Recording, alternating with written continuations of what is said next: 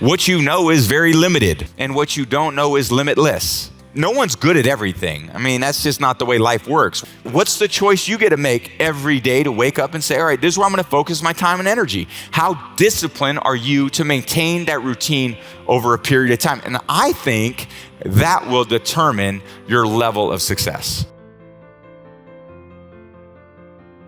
In high school, there were workouts in the morning at 6 a.m. before school. And I was like, okay, I can get up at 6 a.m. and I can go do these rope drills where you'd run through the ropes. You see a lot of people do that. There were these hills that we would run up.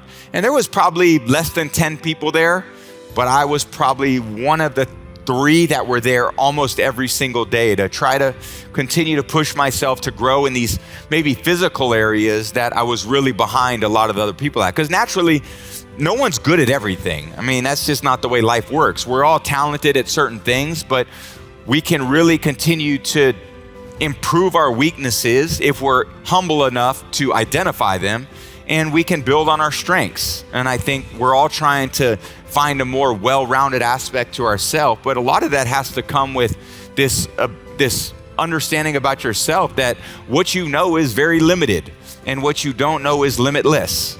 And you have an opportunity every day to surround yourself with people to help you grow. And that could be, in my case, it very much was my parents early on. I was, worked really hard because I developed this work ethic in high school, and I realized, man, if I want to be good, I gotta wake up in the morning and I gotta do the extra work, and I gotta show up when other guys aren't, and I've got to learn, I've got to continue to be open to learning. If I want to be the best, I gotta beat the best, and this is where the best are. And I walked into Coach Carr's office, the head coach at Michigan at the time, and I said, Coach, what's my situation like? And he said, Brady, I want you to stop worrying about what all the other players on our team are doing. All you do is you focus on the starter, the second guy. You don't worry about what you're focused on. You came here to be the best. I want you at this program, and if you're gonna be the best, you gotta beat out the best. And he goes, you gotta start working with this guy named Greg Harden, who was another mentor in my life. And he said, I would complain all the time that the guys ahead of me were getting more opportunity than I was. There was a certain amount of repetitions in practice. The starter would get 20, the backup would get 10, and I would get 2. And I'd go in and I'd say, well, how can I ever get better? All these guys get all the reps and I only get 2. And he said, just go in there and focus with the 2 that you got and make them as perfect as you possibly can. So I said, okay. So that's what I did. They'd put me in for those 2. Man, I'd sprint in there like it was Super Bowl 49. I did really well with those 2 because I brought enthusiasm, I brought some energy, and I had a little more confidence in myself. And it went from 2 reps to getting 4 reps because those 2 were pretty good. Then I had 4 good reps. Then I got 10 good reps. And before you knew it, through this new attitude, through this new shift that Greg had said to me, focus on what you can control. Focus on what you're getting, not what anyone else is getting. Whenever you get an opportunity, you take advantage of it. You treat it like it's the Super Bowl. You treat it like it's game day. Go out there and treat practice like no one else does. And I did that every single day. And it was a lot. It was taxing on me. There was a lot of stress for me, even in high school. And I look back at those times, it wasn't probably like a typical college experience because I was really motivated to play, but I had to take it to a new level that the other guys wouldn't. And I had learned these tools to compete. And I said, whatever they asked me to do, that's what I'm gonna do to the best of my ability. And I went in there, I competed really hard my 3rd year, and I lost the starting job to Brian Greasy. So I go into my 4th year and I was like, now's my time. I worked hard to compete my first 3 years. Going into my 4th year, I got a great opportunity to play. And I worked hard, it's time for me to come. And they recruited a kid named Drew Henson. And I was like, the competition's relentless. At first I was looking at the guys ahead of me. Now I gotta be looking down at the guys behind me too. But I said, you know what? I'm gonna apply the same thing that I learned in those previous years. I'm gonna go out there and compete as hard as I can.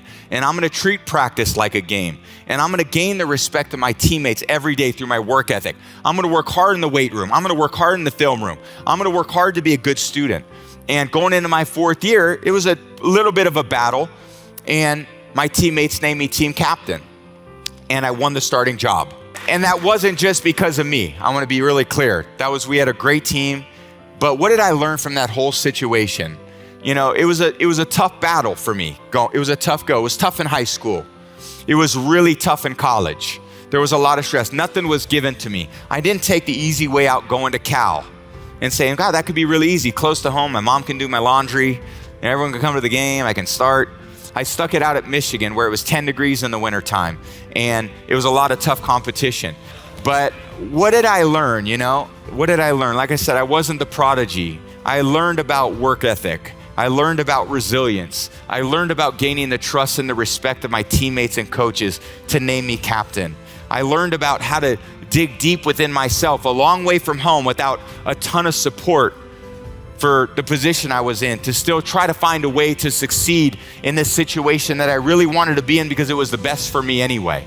If I look at that journey from where I was as a kid to where I was as a 22-year-old, I had my parents that were in my life to support me every step of the way. I had my junior varsity football coaches that were there every step of the way. I had my throwing coach and mentor every step of the way. I went to Michigan, I had Coach Carr challenge me to say, those who stay will be champions. So I stayed. Don't worry about all these things that are out of your control. Focus on what you can do. Focus on the 2 reps you got. I had all my teammates that supported me. I had my sisters that supported me. It takes so many people to get to where we get in our life. Yeah, I was there doing some of the work, but couldn't have done it if I didn't have them. So when I stand up there, even sitting here today in front of you, I'm just a story like everybody else. It's all just a narrative. You have people in your life that are there to support you, hopefully, that are going to encourage you and challenge you every step of the way, because there's no straight line for anybody. There's not a straight line for me in this path. Kids may sit here and your kids may say, God, Tom Brady, God, he was able to win.